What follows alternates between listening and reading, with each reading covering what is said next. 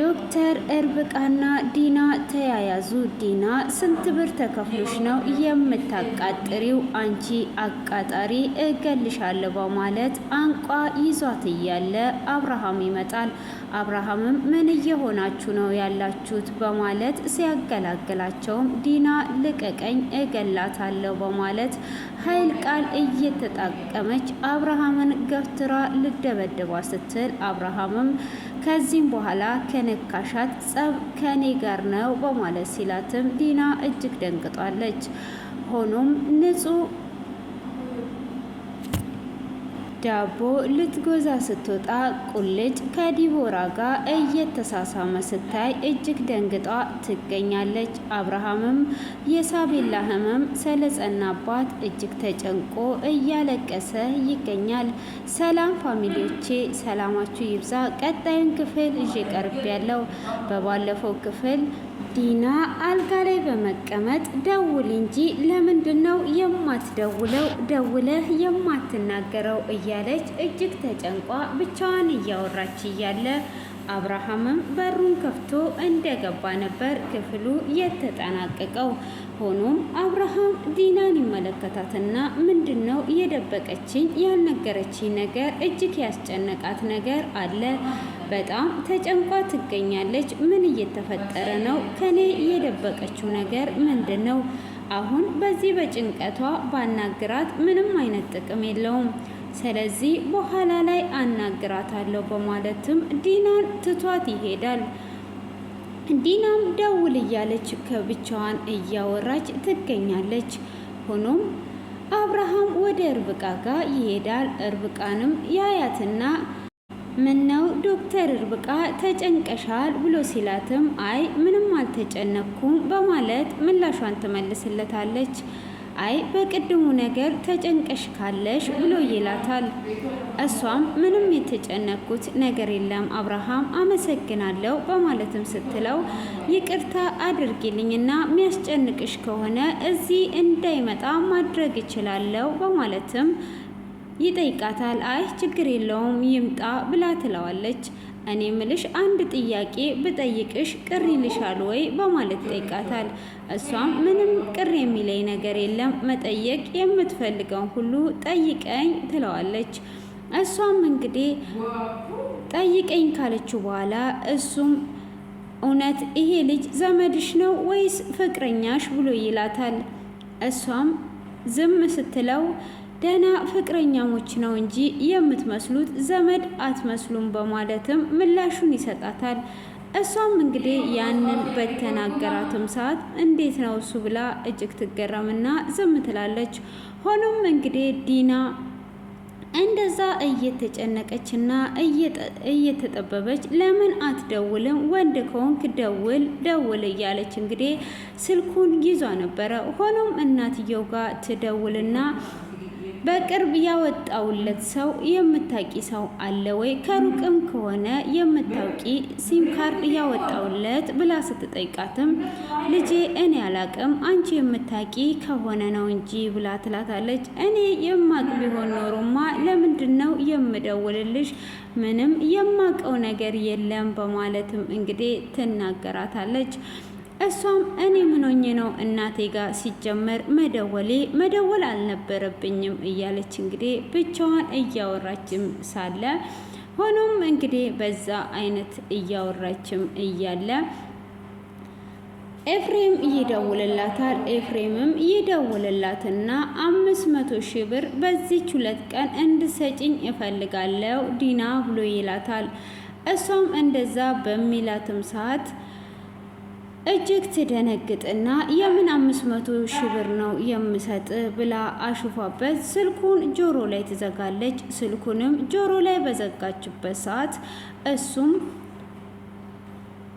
ባርኮን ሰው እየገደለ ጨርሰው ብሎ የመጨረሻ ሽጉጥ ሲተኩስበት ሁሉ የነበረውን ቪዲዮ ይልክላታል። እሷም እንግዲህ ያሲላክላት እጅግ ደንግጣ ትገኛለች። ሆኖም ስልኩን ቪዲዮን ካየችው በኋላ እጅግ እየተንቀጠቀጠች ቪዲዮን እያየች እያለ አብርሃም ያያታል። አብርሃም በሚያያት ጊዜ እጅግ ትደነግጥና ስልኩን ትወረውረዋለች።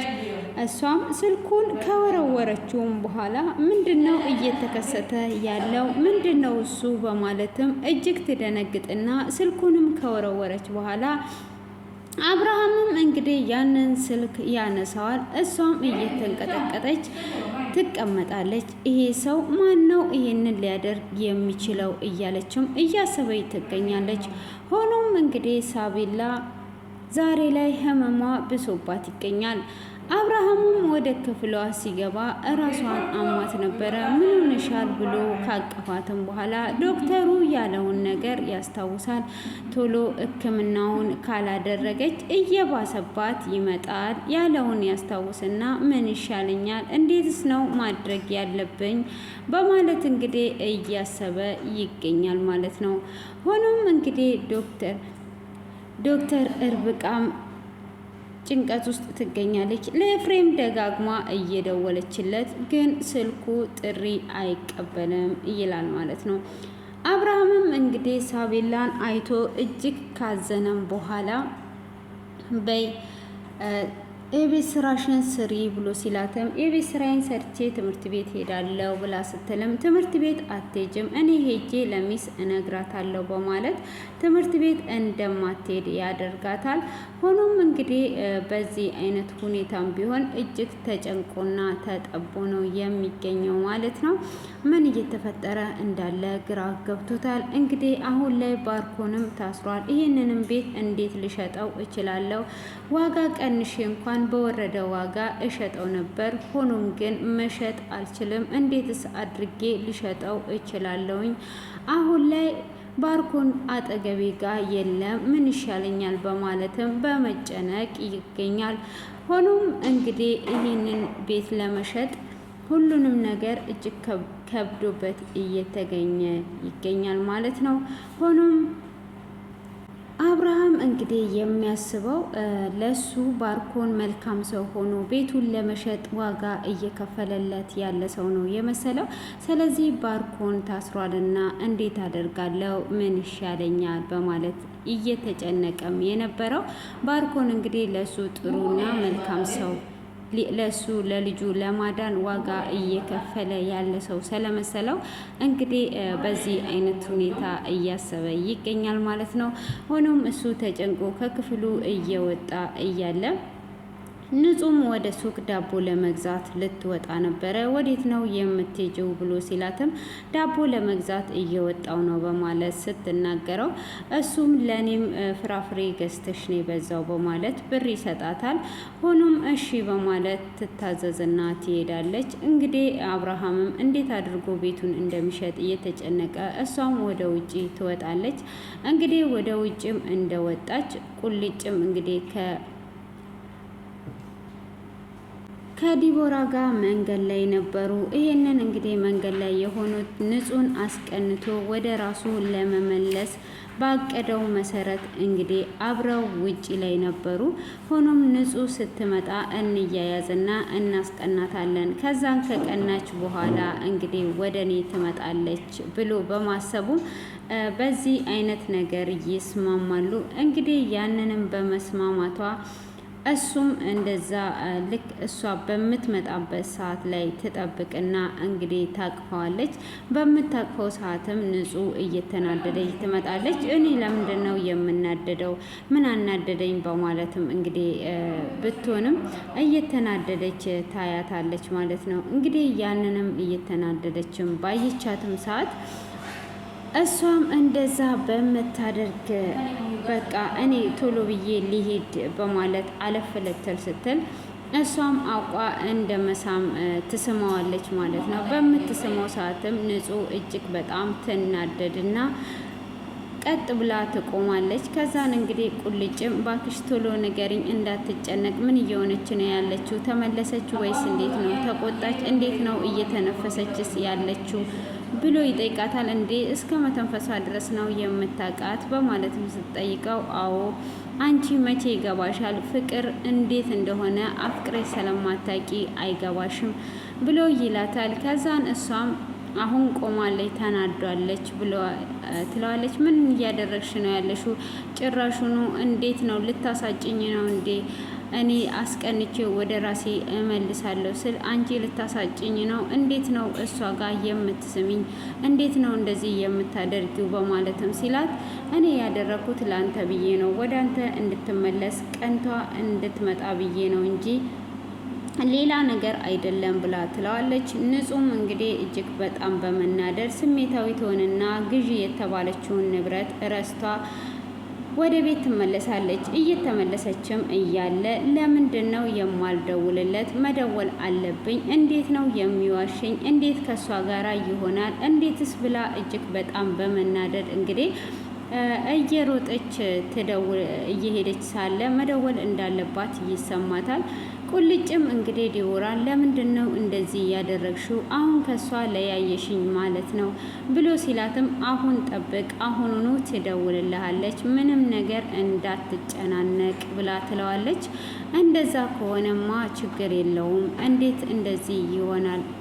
በማለትም እንግዲህ እጅግ እየተናደደ እሺ እደውላለሁ፣ ትደውልልሃለች፣ ምንም አትጨነቅ ብላ ትለዋለች።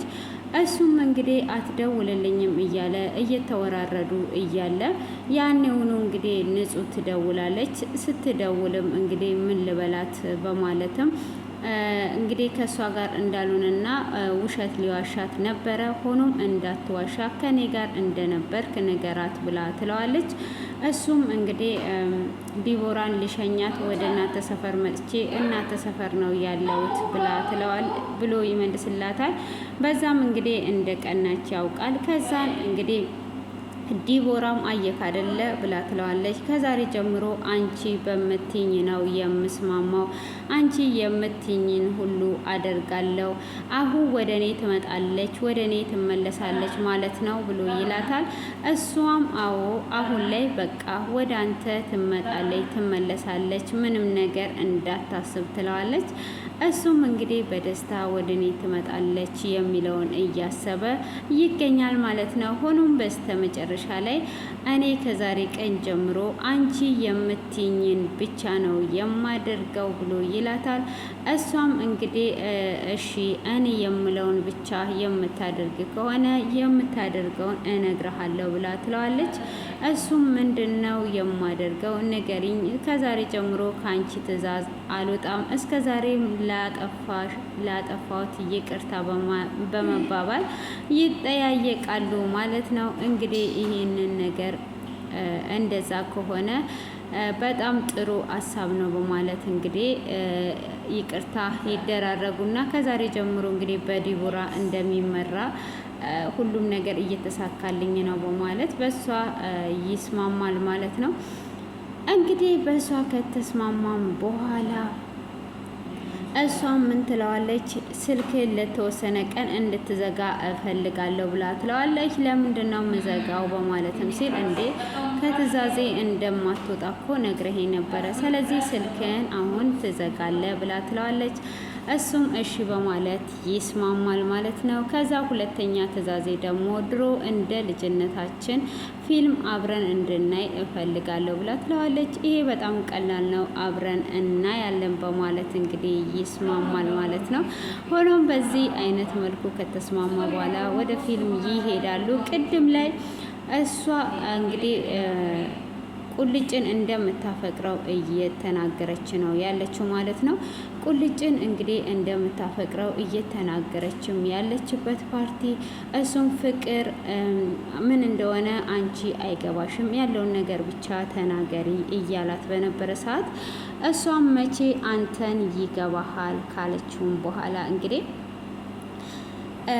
እሷ በልጅነቷ ጀምሮ ንጹን እንደምታፈቅረው ነው እዚህ ጋር የሚያሳየው ማለት ነው። ቁልጭን እንደምታፈቅረው ነው የሚያሳውቅባት ማለት ነው። እና ስለዚህ አሁን እንግዲህ እሷም ወደ ራሷ ለመመለስ ነው እንግዲህ ስልኩን እንዲዘጋ ፊልም ቤት እንዲሄዱ ያደረገችው።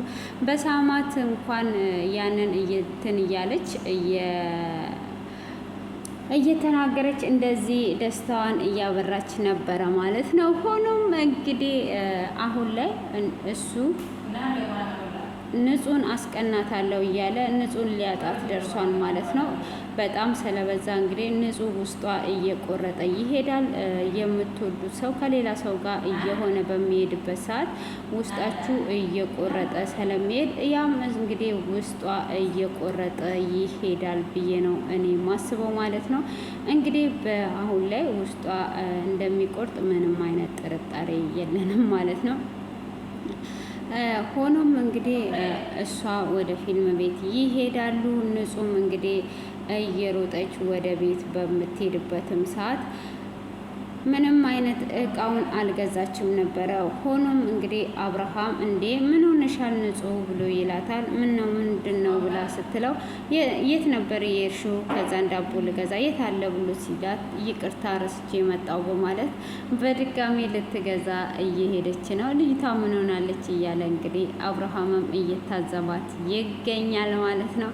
እንግዲህ ንጹህ መጀመሪያ ላይ ማንም ሴት የምታፈቅር የለችም ብላ ነበረ ጉድ መጽው አለ እና ዛሬ ላይ ደግሞ በፍቅር እየተቃጠለች እና እየተናደደች ቤቷን ስትዋገብታለች ማለት ነው። ሆኖም እንግዲህ አብርሃም ምን እየሆነና ምን እየተካሄደ ነው ያለው እያለ ይገኛል ማለት ነው። ሆኖም እንግዲህ ዲና አሁን ላይ እጅግ በመጨነቅ ውስጥ ትገኛለች። እንግዲህ ያ ከእብዱ ውጪ ኤፍሬም 500,000 ብር በዚች በሁለት ቀን ካላስገባሽልኝ ያው እስር ቤቱ እድሜ ልኩን ባርኮን እንደሚታሰር ነው ያንን ቪዲዮ ከታየ ማለት ነው።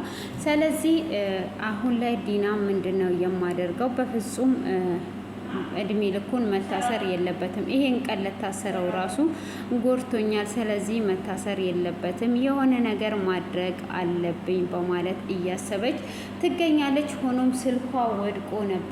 ስልኳ በወደቀበትም እና ስልኳን በጣለችበት ሰዓት እንግዲህ ቪዲዮ እያየች እያለ አብርሃም ይመጣባታል። አብርሃምም ሲመጣባት ዲና ሲላት እሷም በድንጋጤ ትጨውና ስልኳን ትጥላለች። ስልኳንም በጣለችበት ሰዓት አብርሃም ምን ሆነሻል? እኔ እኮ ይሄ ነገር አላማረኝም ነበረ። ስልክ እየጠበቅሽ ነው፣ ምን ሆነሻል ብዬ ስጠይቅሽ ልትናገሪ ፈቃደኛ አይደለሽም።